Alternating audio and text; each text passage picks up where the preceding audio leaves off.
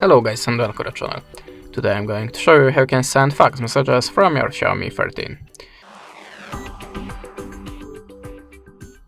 So at the start we have to open the Play Store, then look for the fax app. You will find a lot of them here. I'm always using the EasyFax.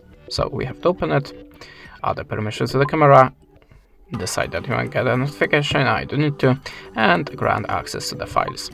Okay, now to choose the file click on the Save the Plus and choose source of it. I will pick something from my gallery, like this one for example. You can also select more than one photo. Okay, if you are ready, click import. Now you can add just a shape of your document.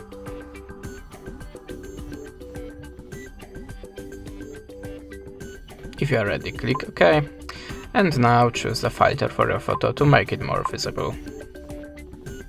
Like this one. You can add a signature, text and graffiti by these icons.